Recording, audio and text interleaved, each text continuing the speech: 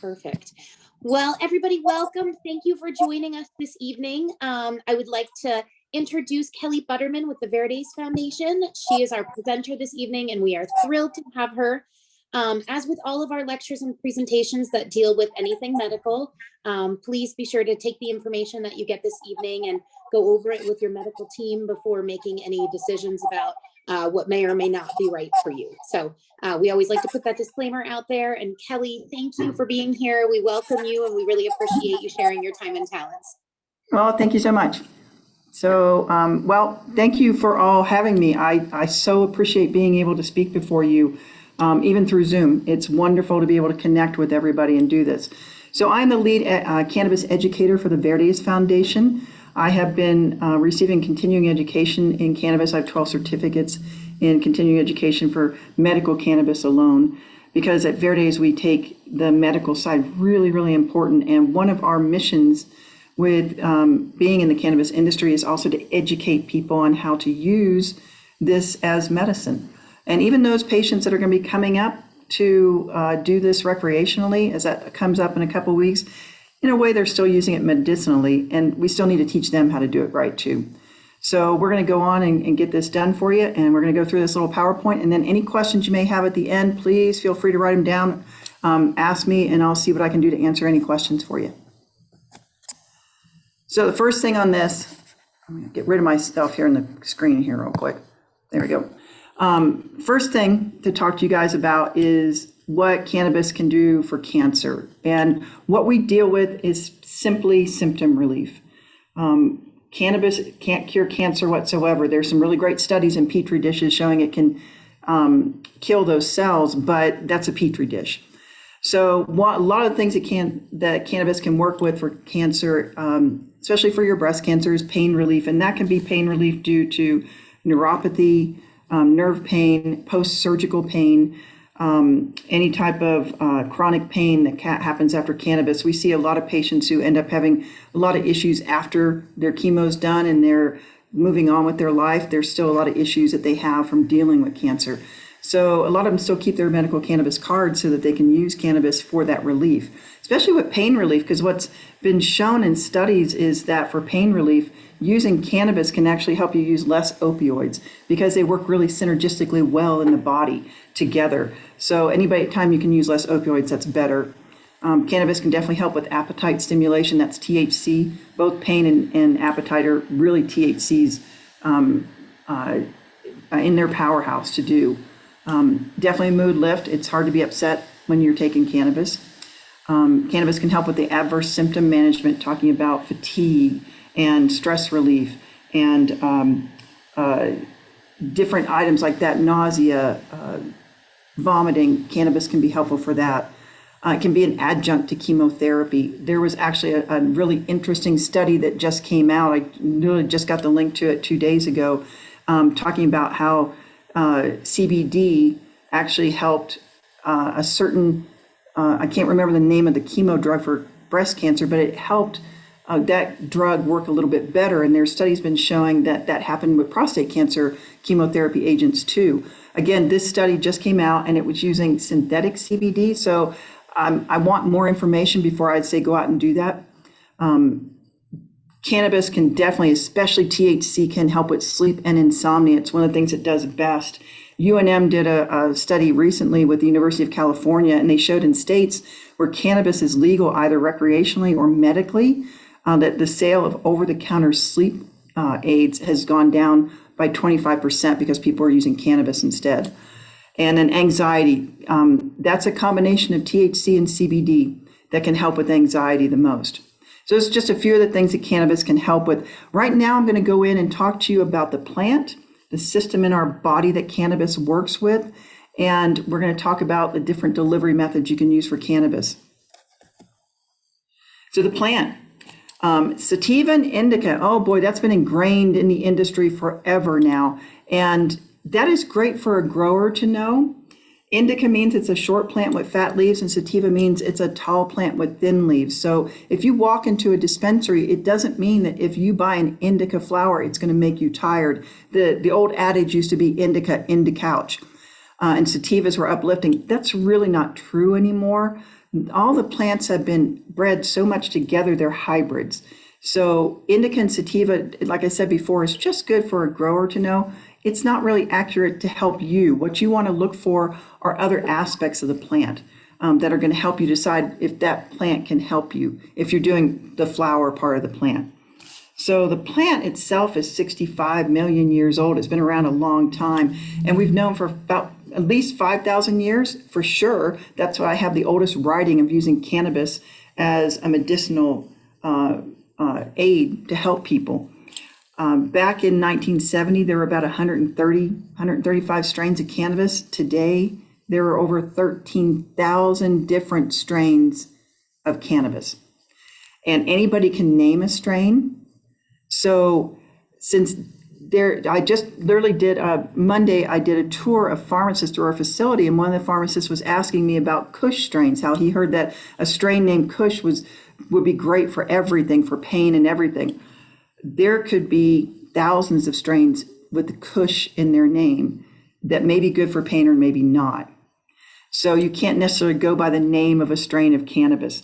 This is where information comes in better when you look at all the aspects of the plant. There's a difference between the hemp plant and the cannabis plant. They're the same family of plants, but the hemp plant by law has to have less than 0.3% THC. And cannabis plants are always going to have a little bit more. My Charlotte's Web plant is usually about 18% CBD and maybe about 0.6% THC, so it doesn't qualify as hemp.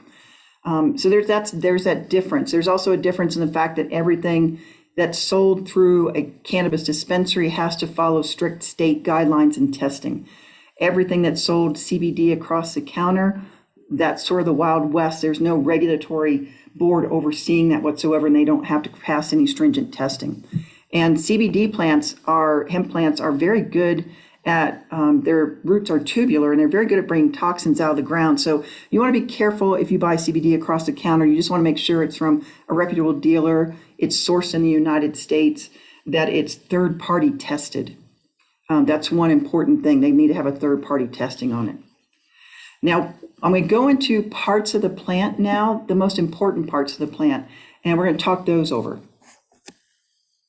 So cannabinoids, that's the words you hear talked about all the time. That's your THC and your CBD. Those are the major parts of the plant, the major cannabinoids, but there's actually about 140 other cannabinoids in the plant too. They're known as minor cannabinoids, but they all work together when they're in the plant itself. They turn on specific receptors in the body that can cause you to get hungry, can cause you to stop tremoring for like my Parkinson's patients, can cause you to feel very euphoric, can help with inflammation. So there's a lot of receptors that they work with, but we're going to talk about two main ones here in a minute. They help communicate, the cannabinoids help communicate between the cells. So when that nerve signal wants to go from point A to point B, the cannabinoids can help that signal get to point A to point B. But the most important thing, and this is why cannabis works in our body, is that the cannabinoids, especially THC, mimics compounds our bodies naturally produce that are called endocannabinoids. And that's the most important part, because without that, then we wouldn't be able to hit the receptors in our body. So it's almost sort of like we're pre-wired for cannabis to work for us. So of these cannabinoids, before they become THC or CBD, they're raw. So if you go out into a field of cannabis and you think, I'm going to go eat flowers from this plant and I'm going to get high as I can get, you're not going to get that way at all with raw cannabis. The regular flower in its raw form, instead of THC, it's THCA. It's got an acidic component to it. CBD raw is called CBDA. It has an acidic component to it. And in that form, they're non-psychoactive whatsoever, but they have really good medicinal benefit. And more research is coming out on that. So like THCA is really, really good at helping with inflammation in the body. And again, it's not psychoactive. CBDA is wonderful at anxiety issues. So more and more research is being put toward the raw components of the plant, because if we can make pharmaceutical drugs based off of these cannabinoids that are non-psychoactive, that can be a huge benefit for people. Now, THC, that's the principal psychoactive cannabinoid. That's the one that you take, and that one's the one that gets you high. It's the most abundant cannabinoid, and it's also obviously the most popular. And the one we're going to talk about is delta-9 THC today. That's the one that you know and hear about the most. People just term it as THC, but there's actually several different delta THCs in there. But delta-9 is the most abundant. It has anti-inflammatory, anti-seizure benefits. It can help with depression. It's an appetite stimulant for people. And it's very neuroprotective, actually. The United States government owns a patent on the neuroprotectivity of the cannabinoids in the cannabis plant that they got in 2003. So because it's such a strong antioxidant, it has the ability to protect the cells in the brain.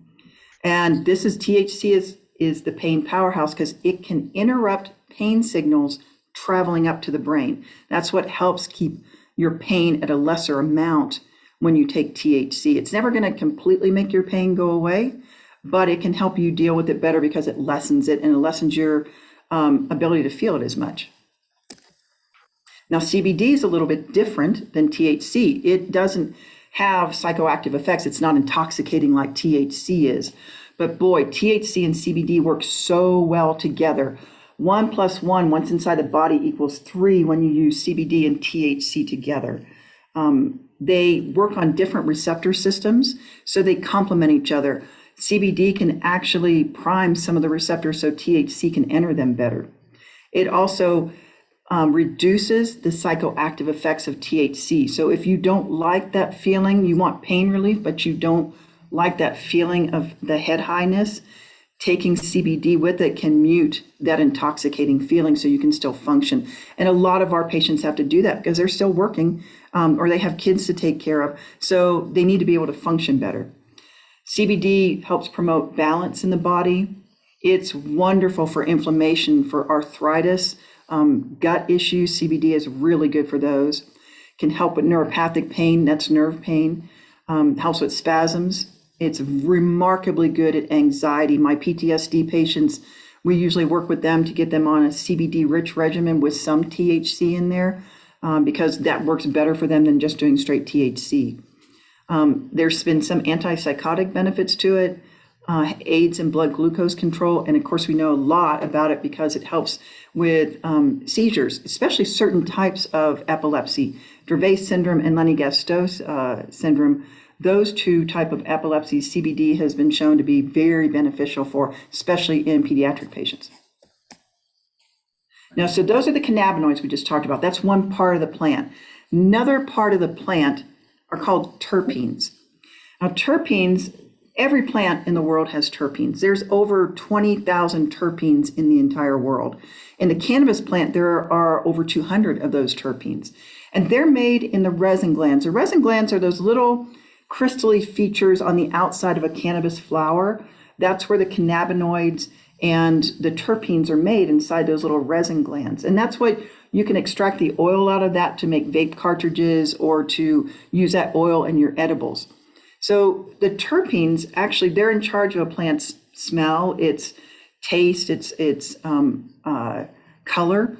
But they have great medicinal properties. So if you think of lavender, the smell of lavender is very stress relieving plant. The terpene in lavender is called linalool that produces that wonderful aroma. That's also found in the cannabis plant. Terpenes like myrcene. Myrcene is found a lot in mangoes, but it's also found in cannabis. It's one of the more rich terpenes in cannabis. That one, it helps with spasms. It can help with pain and with sleep. So if you choose to either smoke or vaporize cannabis flower, you get the benefit of those terpenes. So you want to make sure you go somewhere that tests for terpenes, because a lot of places don't do that. They just tell you how much THC and CBD is in the plant. But these terpenes can guide you to the strains of plant that will work best for you. And that's why it's really important to know about these things too. They also have really good antioxidant properties to them too. Now, the cannabinoids and the terpenes, they all work together in the plant. And there's other aspects of the plant because there's actually over 500 chemical constituents to the cannabis plant. That's why it's really hard for pharmaceutical companies to try to make something based off of cannabis. Pharmaceutical drugs are made by taking just one element out, like THC.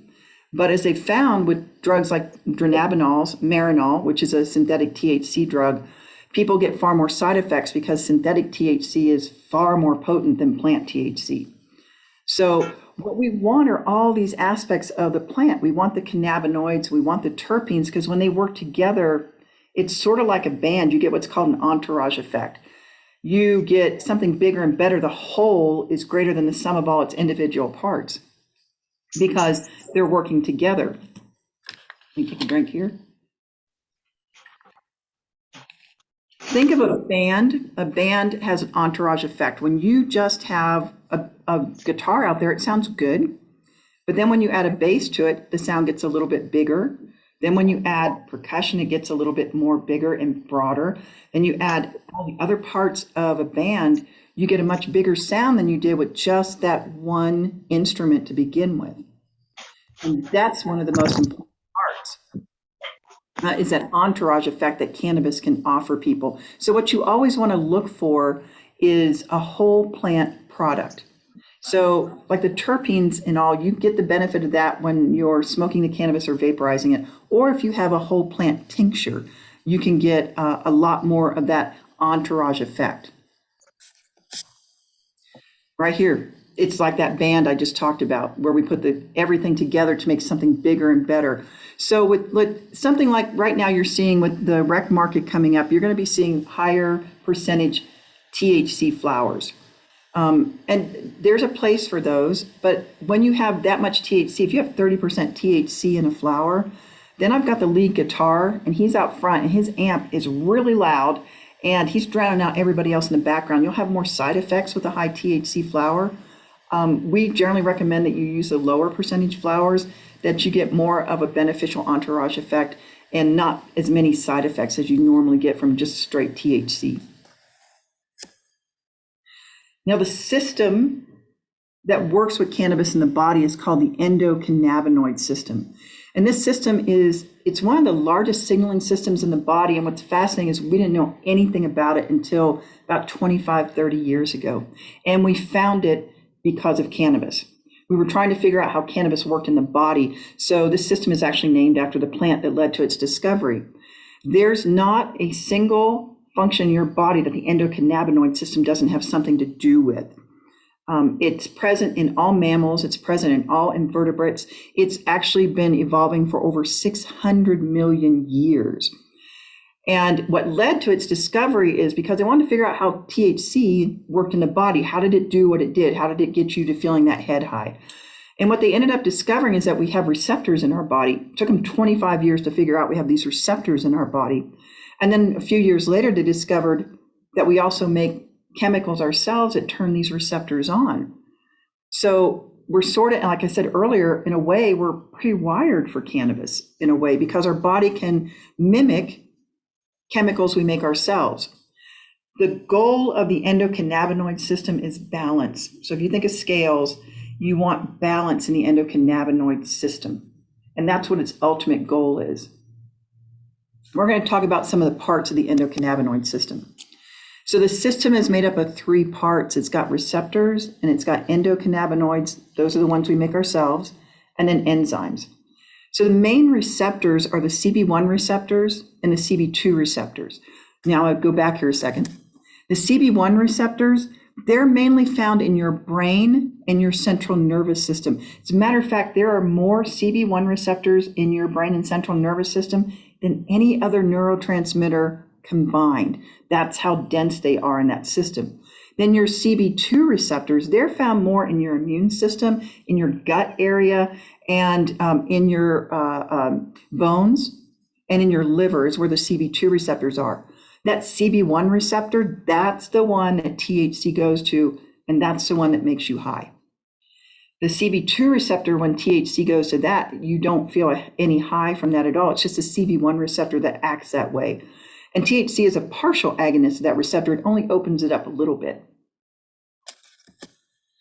So what those receptors are like, if you think of, they are like a lock, and then the endocannabinoids we make ourselves and the plant cannabinoids from the plant, the THCs and the CBDs, those are like the keys that open those receptors to do what they can do. And those receptors work on inflammation in the body.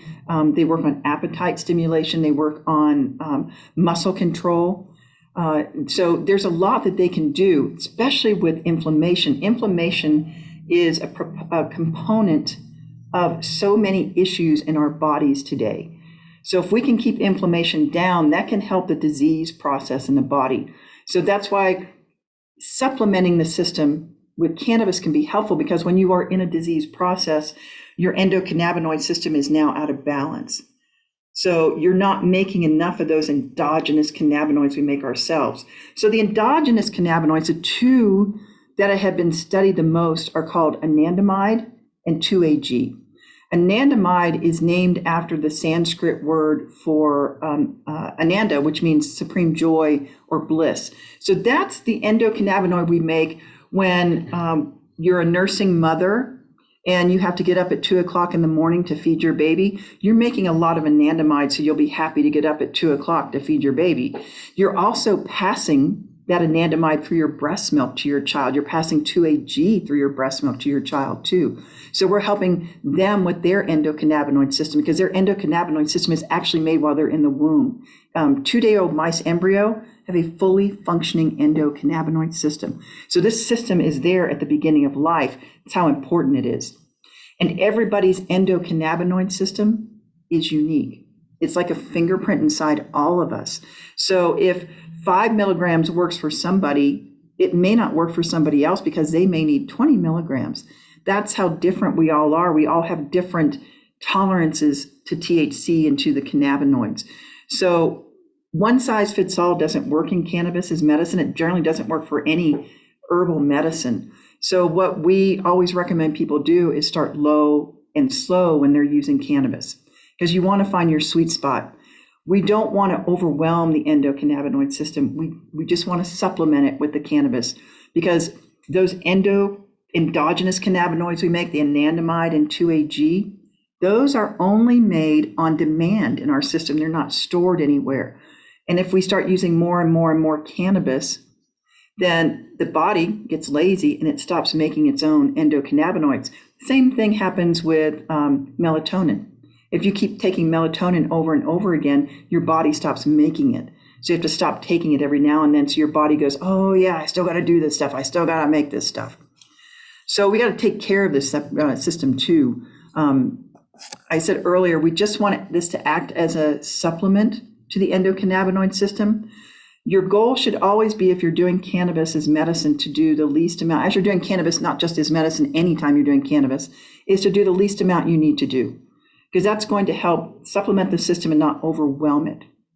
Now, if you first start taking cannabis and you've never taken it, it could take 3 to 5 days for you to build up receptors to accept cannabis in your body, and you may not feel anything, and that's very, very normal. That's called upregulation of the endocannabinoid system. And so you don't want to increase the amount you take very fast. You want to wait 3 to 5 days to increase any amount of cannabis that you're taking. So you may not feel anything for 3 to 5 days. That's okay. Then you can increase the amount. Then wait another 3 to 5 days before you increase it again. And you're going to increase it by very small amounts, because what we're looking for is that sweet spot, the Goldilocks spot, as I call it. Not too little, not too much. Just that amount that you get a benefit from. And then we talked about downregulation just before. When you feed too much THC and too much cannabinoids into the endocannabinoid system, you get downregulation. And what happens is those receptors that I talked about in the brain, they get so saturated that they go into conservative mode and they don't stimulate. So we don't want to do that. A lot of people will end up building a very high tolerance to cannabis because they do it all the time. You need to take tolerance breaks. What I usually recommend, especially for my cancer patients, if they're taking a larger amount of THC, is that they need to do every 4 weeks, take 2 days off, and then come back doing less than what they were taking and add CBD into the mix, because CBD increases receptors in the body. It can build receptors so that THC has something more to hold on to. So that's another reason why CBD and THC are so important together in this system. So this is the system that cannabis interacts with in the body and does what it does, because all those receptors in the brain are hitting all sorts of different areas in your brain. Well, next, we're going to talk about the different delivery systems that comes to cannabis, the different ways you can take cannabis as medicine. Your goal is to find a way that you feel comfortable taking cannabis as medicine. So we're going to talk about all of them. Inhalants aren't for everybody. And there's a lot of different ways you can do inhalants. What's nice about inhalants with cannabis is you really feel those effects almost immediately. You can feel them anywhere from 0 to 15 minutes. You can feel an effect from cannabis or from THC when you inhale it. And it can last 1 to 4 hours for most people.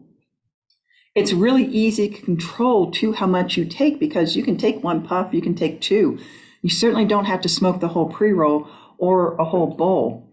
And it takes usually a small amount to be effective. So for acute pain, for an acute panic attack, inhaling can be really beneficial for people. And it's easy to administer around other pharmaceuticals, and I'll get to that when I talk about the edibles. And there's a lot of different ways. You can smoke it regularly, or you can use what's called a flower vaporizer. You can actually vaporize the flower, because a lot of you, I'm sure, have seen vape cartridges, the oil cartridges, like you can see in the picture here on the screen. Well, one of the things right next to it, that is called a flower vaporizer. I don't know if my cursor will go over it to show it. This right here is a flower vaporizer. And that you actually use ground up flour. You put it in, it's got like a little oven. That one has a little stainless steel oven in there. And what it does is when you vaporize a flower like that, you're heating it up just below the level of combustion. So you're not getting ash, you're not getting smoke, you're not getting any carcinogens. You're literally just getting the medicine through the water vapor that's coming up to you. So it's much, much healthier on your lungs to vaporize. So we highly recommend that you vaporize as opposed to smoke the flower. You still get all the benefits of the terpenes. Most vaporizers, you can set different temperatures, so you can go with a very low temperature. I usually recommend low to medium for most vaporizers. High, that's going to be too hot, and that can cause more issues with your throat. So for a lot of patients, vaporizing the flower is more effective for them because it's not going to cause them to cough as much. And that can be really important if you are doing any cannabis after you've had a surgery, because you don't want to cough. You can tear out stitches. It can slow down your healing process. So there might be other ways you want to do cannabis post-surgery. I also want to recommend before surgery, if you're doing cannabis, stop doing your cannabis for a week or two before your surgery. There have been some very small surveys done showing that people who do cannabis have to have more anesthesia. They're not the best surveys because they don't break down the age or weight or any other issues that the patient had. They just put people in the context of, did they take cannabis, did they not do cannabis? Because older postmenopausal women will need more anesthesia. Obese people will need more anesthesia. Diabetics will too. So, but it's an interesting finding that I think we need to be careful about. So if you're going to have a surgery and you're doing cannabis, stop it at least a week before. Most doctors say 72 hours. I want to give a little bit more time. So I would say stop it a week before. And definitely I wouldn't inhale after surgery unless you're going to do a flower vaporizer so you don't cough. Now, edibles, these are a little bit different. Edibles can take 30 minutes to over 2 hours to get into your system, but they last much longer. They can last 4 to 10 hours for people. They have to go through your liver, though, to be metabolized. And that liver, once it goes to the liver, the delta-9 THC gets converted into a much more psychoactive form called 11-hydroxy-THC. So people generally feel edibles much more. This is important. You need to space edibles apart from any medication because they all like to use the same enzyme in the liver, the P450 enzyme system, to get metabolized. And CBD can slow down that system. And so it's really important that you space your medications away from taking any edible CBD whatsoever or any edible THC. You want to take your medication first, wait an hour, hour and a half to 2 hours before you take your cannabis edible. because that's going to help make sure that you've got your medicine in your system. This is really important when it comes to chemotherapy drugs that they're taken orally. We don't want them competing in the liver whatsoever, or any type of endocrine therapy that you're doing post-chemo, post-surgery. You really want to space it apart from any of your cannabis, especially if it's an edible, because the edible is going to use a lot more of that P450 enzyme.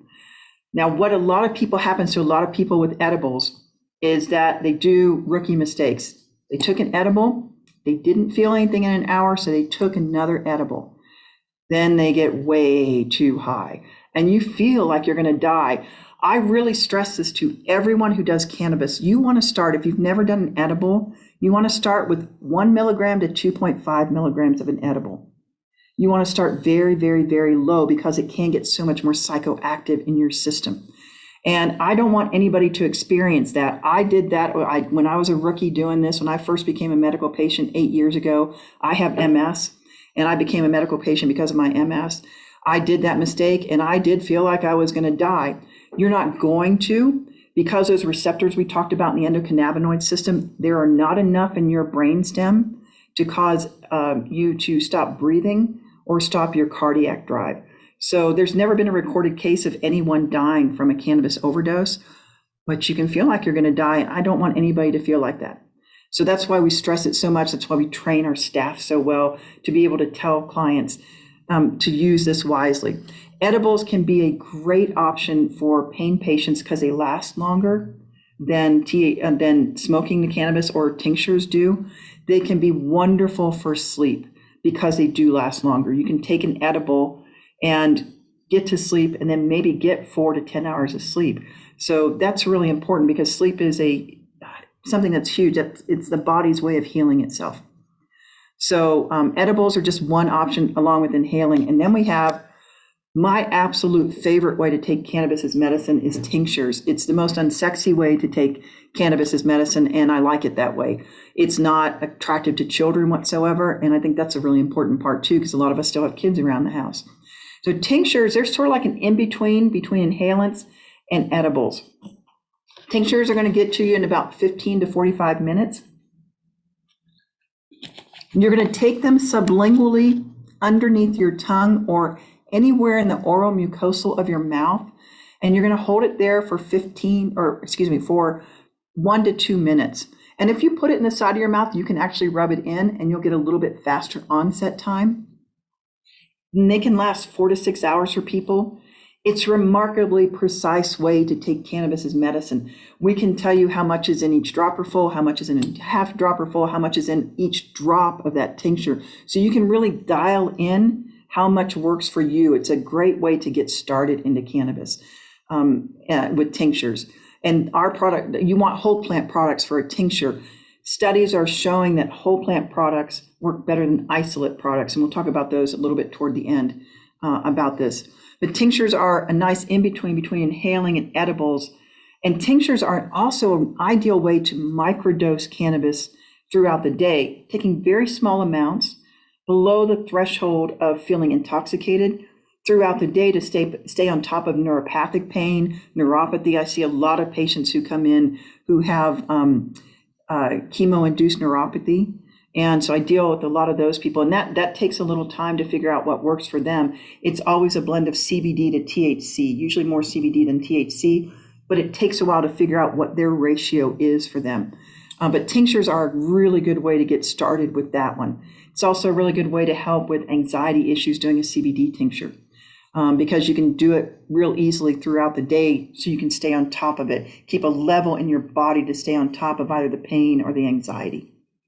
And it's just super easy to increase the amount. On bad days, you can take a little more. On good days, you can take less. So you can have more control over what you're taking. And one of the last delivery methods, that's your topicals.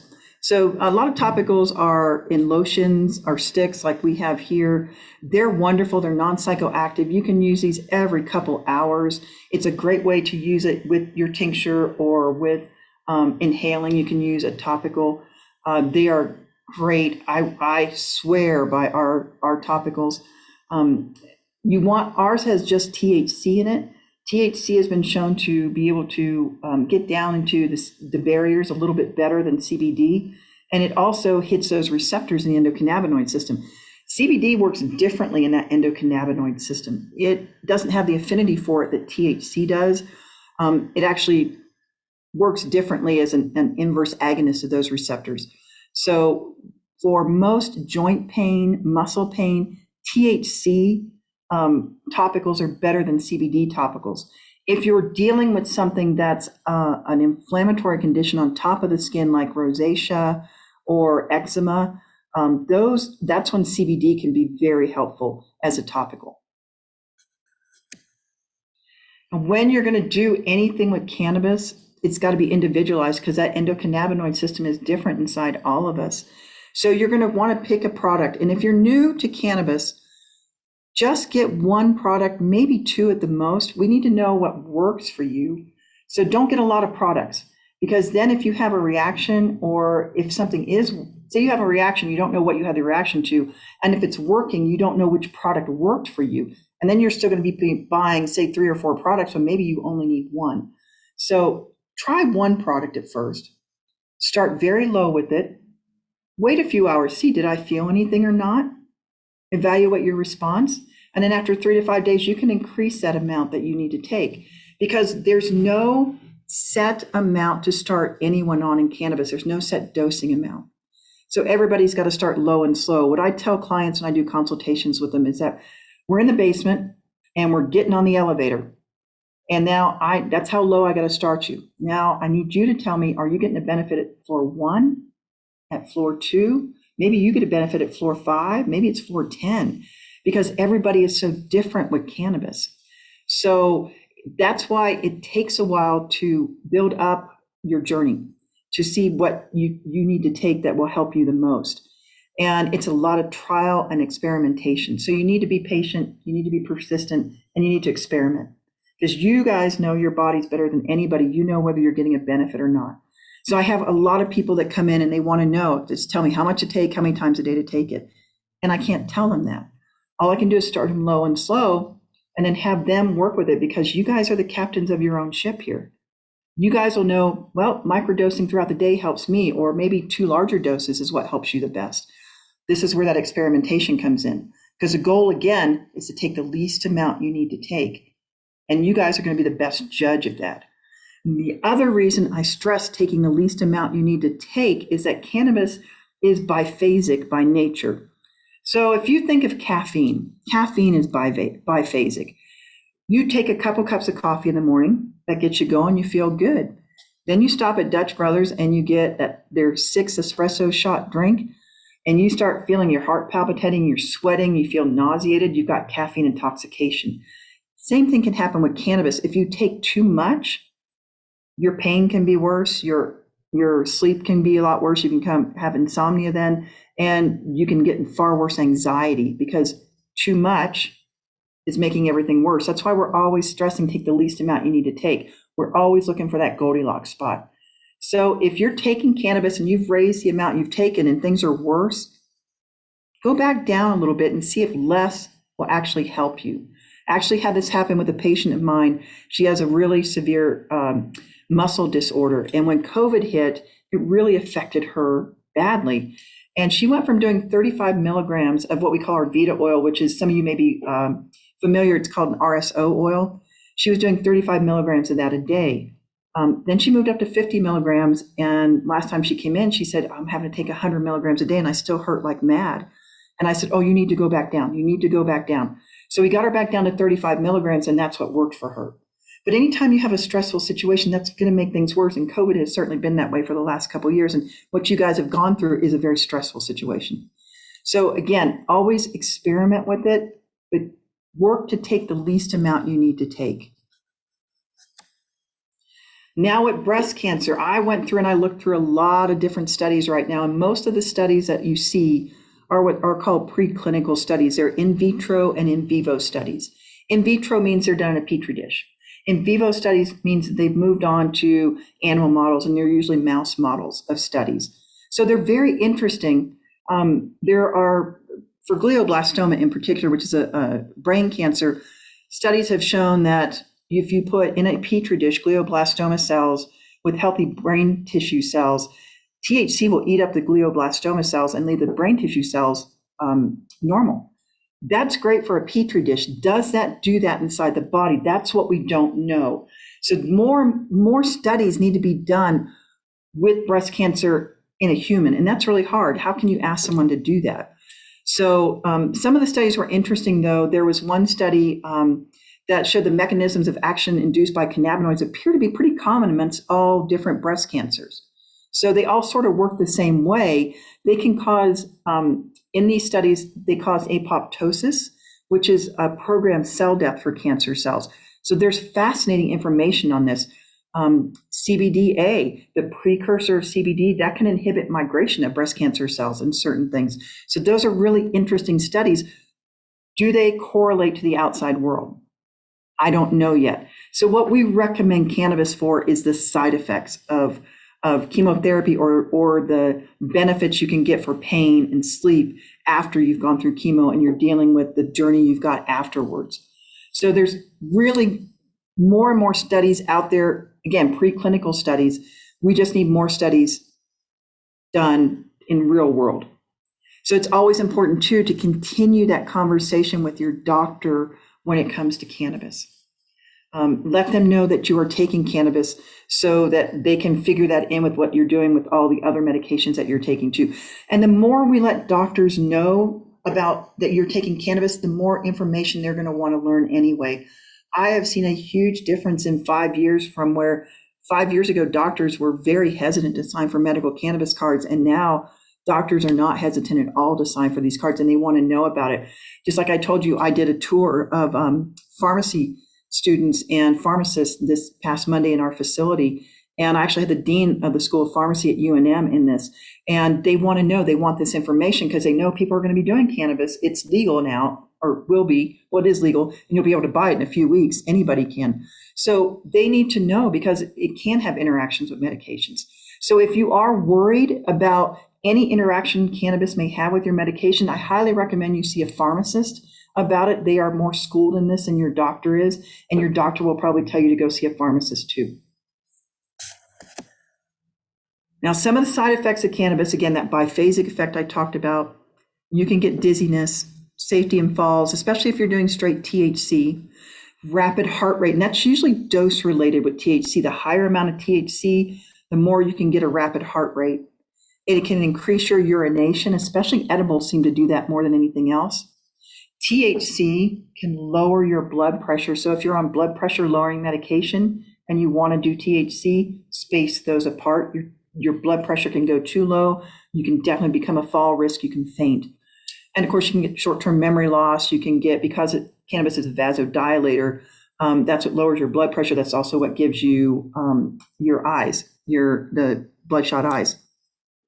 So it's not a sweet, innocent thing that doesn't have any side effects. It certainly does. Dry mouth is another side effect. No matter what delivery method you use with cannabis, you can definitely get dry mouth from it. And most symptoms, most side effects, if you take a lower amount, that usually will mitigate those side effects. If it gets too much for you, say you did a little bit too much of an edible, it's only going to last 4 to 10 hours. You will get through it. You can take a hot bath, you can take a shower, you can call a friend, but you will definitely get through it and know that. But the goal, again, is to try to take smaller amounts so you don't have that issue at all. Now, this is definitely why I will send this out to Allison, because these are a lot of the studies that I looked at, and I thought you guys might be interested in looking at those studies too. And just to see, because they had some really, really interesting information. I know you guys had asked about the estrogen effects. Are there phytoestrogens in cannabis? There can be in certain terpenes, but they're generally in such small amounts that researchers didn't think they made a difference in the body. There were interesting studies, newer studies too, based off of that THC and CBD really don't affect the estrogen receptor cells in the body. They don't turn them on or anything. So those are really interesting things to look at. So I wanted you guys to have these. And if you ever want to look up one of these studies and take it to your doctor and have them explain it to you. So that's it, guys. We can get questions now.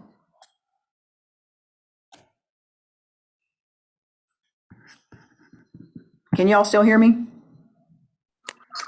Yes. Yes. Yes.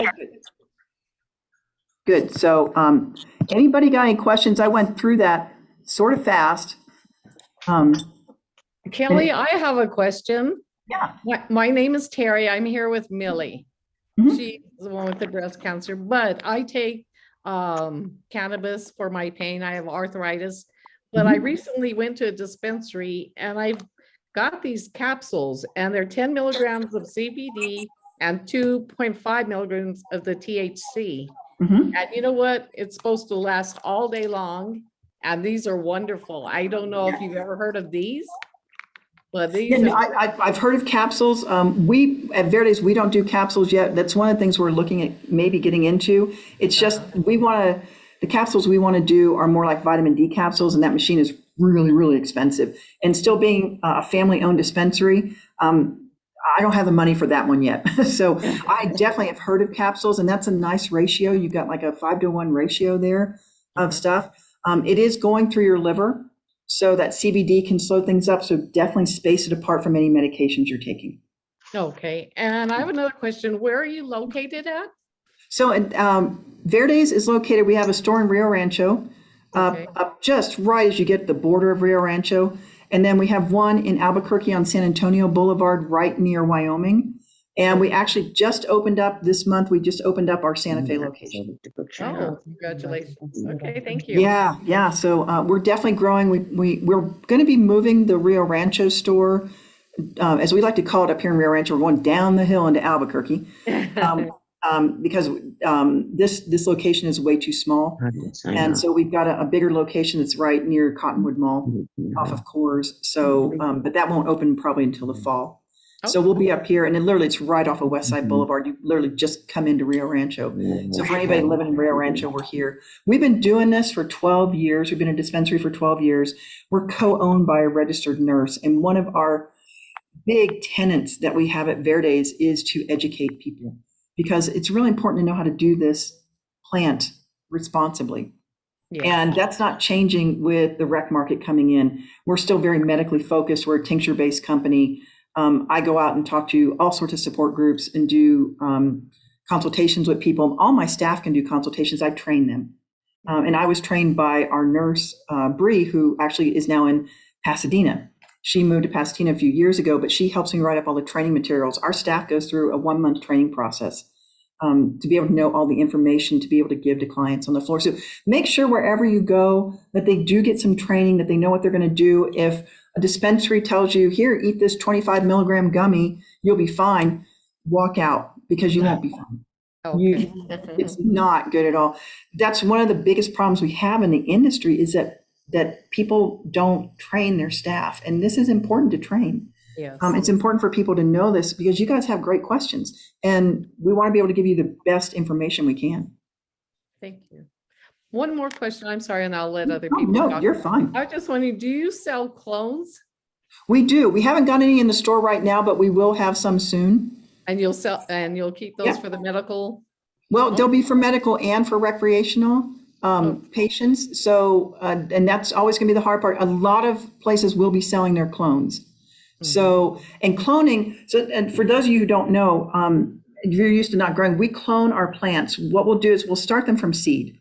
And then what I do is I plant 3 seeds, and then I see how those grow. And it takes about 4 or 5 months for them to grow to maturity. And what we're planting are girl plants, because girl plants grow the big, beautiful flowers. Boy plants spend their lives making pollen sacs because they want to pollinate the girl flower. And the girl flower wants that pollen so she can make seeds. Well, we want seeds in our flower because they don't have a medicinal benefit and they just add weight. So we keep the boy plants away from the girl plants, and the girl plants keep growing bigger flowers because they want the boy plants in the yard. So in essence, cannabis is really just sexually frustrated female plants. Okay. But so what we do is we grow 3 plants, and then I'll see how they grow. I clone those plants. I grow another generation. I clone it again and grow another generation, because I want to make sure, last thing I want, and this has happened to us, is we grow something and it's a great plant for one harvest, and then it doesn't stay a great plant.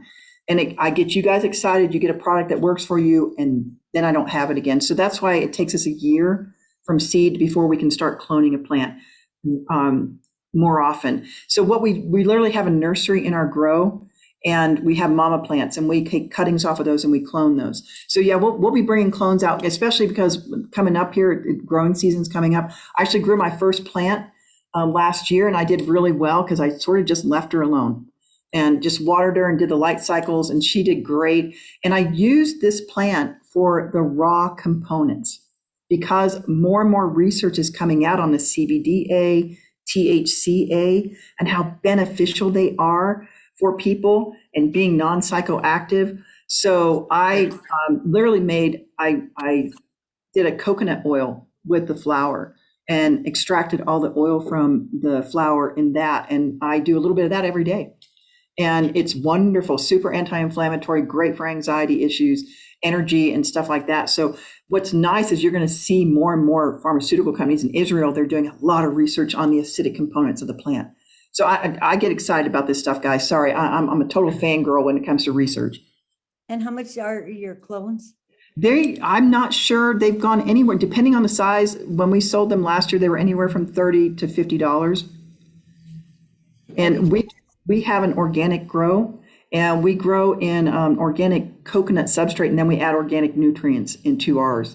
So we can control more of that instead of being live soil. Live soil can introduce mold and mildew and microbials. And when I'm growing 5,000 plants, I really can't have that. So I recommend you can always move into live soil. I moved mine into live soil when I did mine because I don't know how to do nutrients in coconut husk. That was beyond me. Did you say your store was on Wyoming and San Antonio, or Wyoming and Paseo? It's on San Antonio near Wyoming. Oh, okay. Yeah. Okay, thank you. Yeah, and you can just you can call the store and just keep asking when clones are coming in. Okay, what are your hours? Our hours are 10 to 7 Monday through Saturday and 10 to 5 on Sunday. Okay, thank you. Mhm. I have a quick question. I have a tincture here, and it says that it's a 20-to-1 CBD THC. Mhm. So it says CBD 100 and it says 1,400 milligrams per bottle, and then it says THC 70 milligrams per bottle. Yeah. So I have it, and I wasn't sure how to really use it, but so this does have THC in it. It's got a very small amount. A 20-to-1 ratio is such a small amount. You're not going to feel any head high from that at all because CBD is muting that. So that receptor that THC goes to in your brain that gets you high, CBD actually goes to that receptor and changes the shape of it. So THC can't bind as efficiently.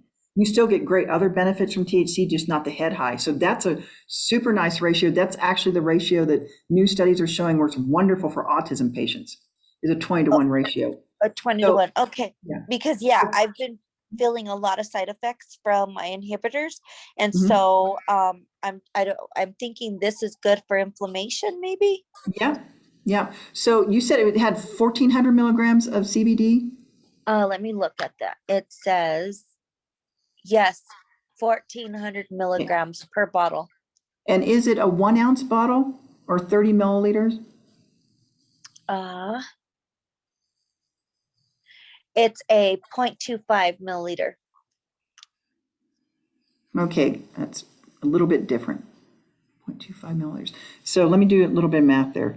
Because I want to tell you how much is in each dropper full. So you're getting over 50 milligrams of CBD in each dropper full. I would start with a much smaller amount, quarter dropper full. Because Okay. what studies are showing that a starting point for CBD is anywhere from 5 to 20 milligrams. Again, start on that low point because you may only need that. CBD also works slower in the body. THC, think of THC as center stage. You know when you've got THC in your system because you feel head high. CBD, Right. you feel that. So it can be 2 to 4 weeks, sometimes 6 weeks before you feel that benefit of inflammation for arthritis. Okay. So don't increase too fast and start with a really low amount. So, Okay. a quarter dropper full is still going to be 10 milligrams. You could even start with a few drops and do that 2 or 3 times a day. CBD works better if you do it consistently and 2 or 3 times throughout the day because it keeps it in your system longer, Okay. especially when it comes to inflammation in your system. Same with anxiety. CBD hits receptors, they're called the 5-HT1A receptors in your brain. And those receptors are serotonergic receptors. They actually keep serotonin in your brain longer. You also keep more anandamide, your own bliss molecule you make yourself, in your brain longer with CBD. So that's why it's so beneficial for anybody with anxiety. And that is just part of life now. Anxiety is just running, it's everywhere for a lot of us. And my PTS, I have, we see a lot of PTSD patients here, and I reach out to veterans. I volunteer at veterans organizations because my son is a combat veteran who was wounded in Afghanistan. So I never knew what PTSD was till he came back. So getting them on a higher CBD to THC is really helpful. And I love tinctures. I love the fact you got a tincture, because doing that sublingually, that just, it gets into your bloodstream faster. You bypass the liver. It's just, I just think it's one of the best ways. And we've been using tinctures of cannabis for hundreds of years. It used to actually be in the pharmacopoeia of the United States until cannabis was made illegal in 1937. Okay. Yeah, so start with a Perfect. small amount, 2, maybe 3 times a day, and then see how that goes. Journaling is huge, guys. Journal what you're going through your journey, because that'll let you know, wait, I don't remember what I had for breakfast. I'm not going to remember what I took 2 days ago that helped me feel better. So journaling, and it doesn't, you don't have to write novels. You can just write, took this amount, felt this. And so just something short and sweet, just to help you along that journey, because it's just going to help refine the journey a little bit better. Okay, good. Then I'm going to go ahead and start using it. I have been feeling a lot of inflammation, some anxiety, a little PTSD, just from, issues in life. But I had this here, and I've been wanting to use it. I'm not, and I go to Verdes a lot. Like, that's really the only place I go. Only because I feel like when I'm there, I'm able to ask the questions about, what I'm feeling, my symptoms. And I was always, with the impression that Delta 8 was better than the Delta 9. But you know what? I'm going to switch over to Delta 9, and I'll maybe switch over to maybe an indica, because I was thinking that sativa was better for me. Do some experimenting to see what works best for you, because that's the best way to do it. It's just that experimenting. And Delta 8, just for you guys don't know, Delta 8 is just another cannabinoid in the plant, but it's a really small amount. It's a minor cannabinoid. And the way they get Delta 8 now is they'll take CBD oil and they do a quick 4-step chemical reaction to it, and that converts it to Delta 8 THC, because their chemical structures are very similar. And it's about as a third as psychoactive as Delta 9 THC, but it has a lot of great benefits. It really does. It's good for nausea, appetite, anxiety, things like that. Generally, you're going to find it in a vape cartridge. That's because it's an oil base. Some people make edibles out of it, but mainly it's vape cartridges. I highly recommend you do buy that from a dispensary, so that it's actually got Delta 8, because anything, like I said earlier, anything across the counter at CBD shops, they don't have to test it. There are good CBD shops that do that. Duran Pharmacy is one. They have a third-party tested product.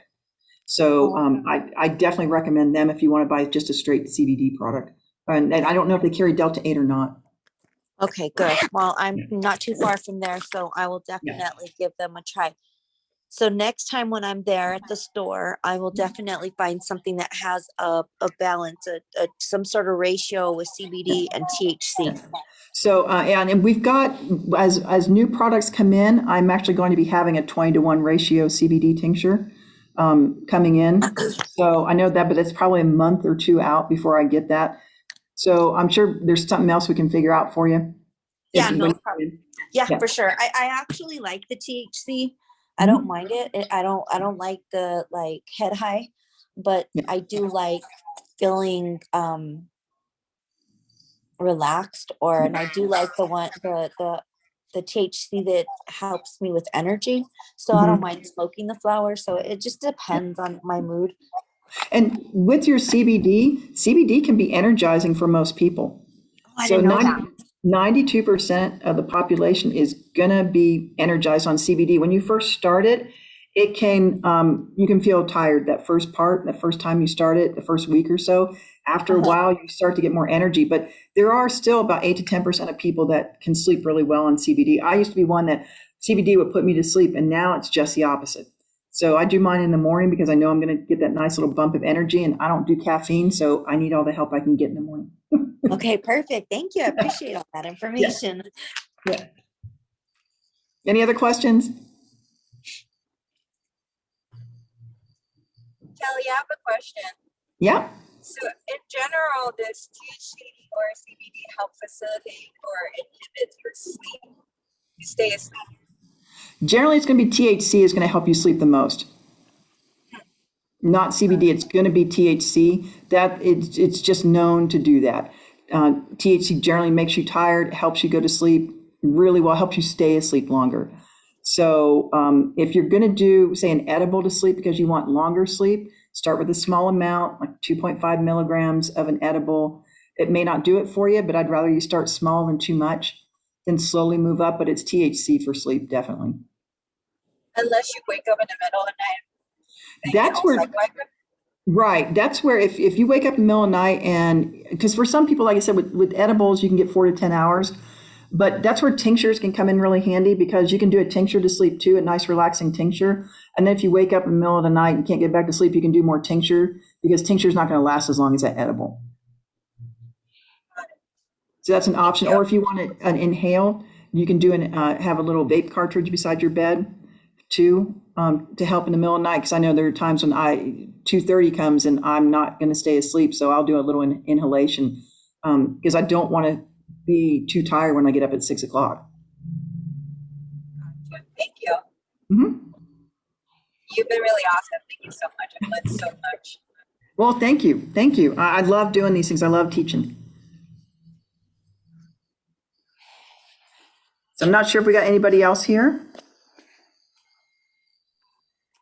Hi, Kelly, it's Allison. Yeah, we had about 12 and I think we're down to 7. So a few people have dropped off.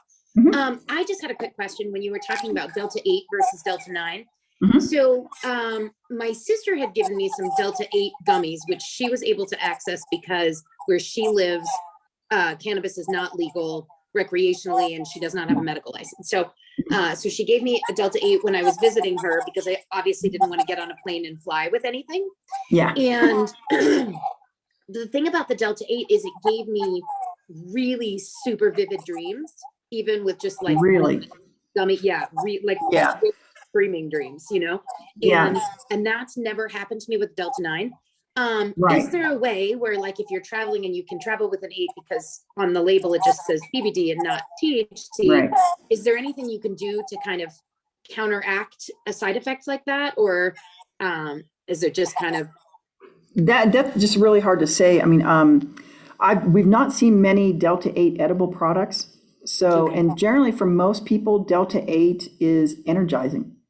And it's not a good product for sleep. So I just probably wouldn't recommend Delta 8 for sleep at all. It's interesting that you remembered your dreams. Usually any type of THC is going to cause a short-term memory loss. So that's why Delta 9 is really good at that, because you don't remember your dreams.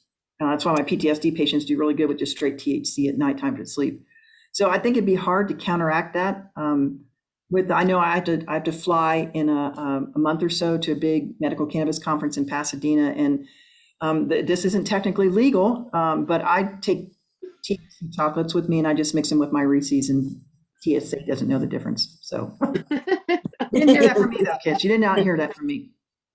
And then the one other question that I had, Kelly, because I didn't hear you go over it, but I just wanted to clarify, and you may have, and I apologize if I missed it, but so I know we were talking before the call started that 25% of the products at dispensaries will have to be held back for those of us with medical licenses.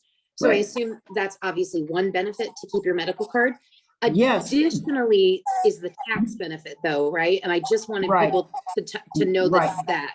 You will not pay any of the cannabis tax or gross receipts tax. So you guys save 20% right off the top. You also have access to different products. The caps on edibles are different for medical than they are recreational. The recreation, and literally the state just gave us this last week. Caps on recreational products will be 10 milligram serving size, 100 milligram package. Caps on a serving size in the medical will be 50 milligrams with no cap on a package size. So we have a tendency to make smaller ones anyway, because 50 milligrams is a heck of a lot. of stuff. We do have some of those because I do have people that have very high tolerances, but most of our products are going to be around the 5 to 10 milligram one anyway, but you guys will have access to those that rec patients won't have. So if somebody, obviously, if we're coming to you and you guys are so informed, you will ask. Excuse Right. me, but if somebody with a medical card is going into a different dispensary, not that they would do that, but Oh, that if they they- just happened into a different one, do they need to clarify going in that they're a medical patient so they have access to different products? Yes, Okay. you'll have to let them know because there's some dispensaries that have chosen not to do medical and just gone recreational. So make sure that they do honor medical before you go in. Yeah, so just let them know. In most places, we're very different at Verdes where we don't have a receptionist desk at the front where you hand your cards to and stuff. You just walk right in because we've always thought of ourselves as just a different form of a pharmacy. You don't have to go check in at Walgreens or anything. So that's why we're very family and friend friendly. And that Rachel, our CEO, who's our RN too, she has worked really hard with the state because they didn't want to allow family members into the dispensary, and now they will. Because I mean, what are my moms with fibromyalgia supposed to do with their kids if they can't bring the kids into the dispensary? So yeah, so just make sure when you go into one, say, are you guys doing medical still? And then so you can get that benefit of not paying the taxes. That's a huge, I mean, that's And my card. it's a huge amount. And so all 3 Verdes locations will still serve Yep. medical. Okay. Because I know with some, like, I usually either go to Verdes or Sacred Garden. Mhm. And what Sacred Garden indicated is that they're going to keep one of their stores medical and the other one is going to be recreational. Yeah, no, So- all of ours will Okay. be both. Yeah. Great. Okay. Yeah, Thank 'cause- you so much. Oh, you're so welcome. You're so welcome. So you will have to tell me how to send you this recording, Allison, because I'm a little bit of a not bright on the technology side. I'm getting better at it though. No worries at all, Kelly. So basically what will happen is when we're all done here and we go to leave meeting, because you were made the host and your email is logged with Zoom, you will get an email that has a link to the cloud recording. So just forward me that email and You got it. that'll be good. Awesome. This was wonderful. I cannot thank you guys enough for giving me the opportunity to speak to you. I adore doing this. I have the best job in the world because I get to teach people this. I get to read about cannabis all day. I really have the best job, and I work for one of the best companies because most companies don't do this. And to me, this is super important. You know, it's so true, Kelly. And whenever we have someone new come to Pink Warrior House and they're interested in information, I always send them to the Verdes Foundation first because you guys are the most informed and just really, the best game in town as far as we're concerned. So we really appreciate having you here, and we hope you'll come back maybe 6 anytime. months or so and do it again when we have a new batch of warriors. We'd really love that. Anytime. You got my email now, Allison. You just keep me in the loop, and I'll be there for you. I definitely will, that's Kelly. awesome. Thank you again for your time and talents and knowledge. We so appreciate it. Great. Thank you so much, guys. Have a great night. Bye, everyone. Bye. Thank you. Bye-bye.